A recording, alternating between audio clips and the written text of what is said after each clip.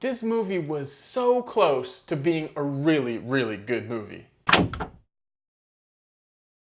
Hello everyone and welcome to Nocturnal Horrors. Colossal is a film starring Anne Hathaway, Dan Stevens, and Jason Sudeikis. It's about a young woman who's struggling with alcoholism and is forced to move back home. And when she moves back home, something extraordinary happens. A monster decides to show its face in Seoul, South Korea. And there just so happens to be some sort of bizarre connection between this monster and Anne Hathaway's character. This film has a lot of issues with its tone.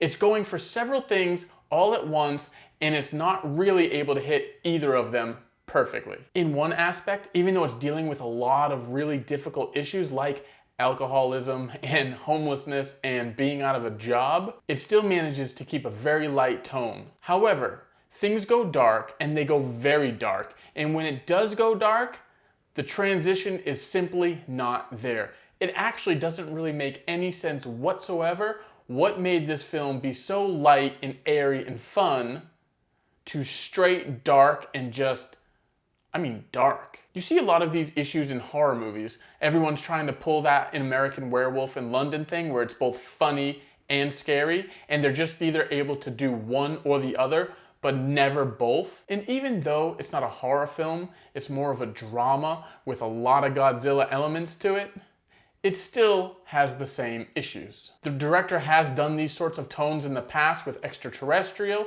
where it's funny and yet there are still aliens, and who can forget about this guy? One of the things I find really fascinating about this film is they're able to do one character really well at times, but then the other characters aren't done well at times. For example, I really love the start of Anne Hathaway's character. I love seeing her as the mess that she is. Her life is all over the place, and then we sort of see her develop a little bit when this big issue comes up with the monster, but it isn't able to fully go all the way there. The Jason Sudeikis character has the most issues of the entire film. This director is actually a really great writer. You can see that in the characters that he creates and builds, and he really shows us one way to look at them and then flips it so that we see them in a completely different light. I think that really shows with the Anne Hathaway character. It does not show with the Jason Sudeikis character though. Here is a woman who struggles with alcoholism, and literally the one person she finds that she can call a friend owns a bar. So she is constantly surrounded by alcohol and booze and things that are going to cause her to do bad things and make poor decisions. I really love how these characters are imperfect.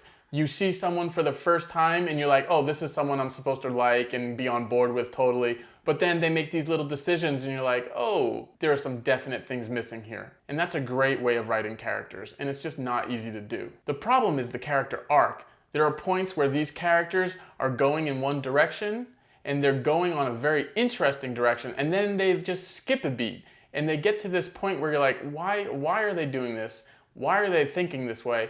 And how did they get there? You just couldn't figure out how they got there. And in the first half of the movie, when it is so light and airy and the second part of the film is so dark, you don't think the second part of the film is going to be dark the entire time. You think it's going to be that one or two scenes of darkness, and then you're going to kind of snap out of it and enter back into reality. There are these two stories going. There is this dramatic story with people and their lives and their failures and their regrets and who they are and where they're going and what they've become, and is this really what life is all about? And then you have this other side, this colossal side, the monster side, the Korea side.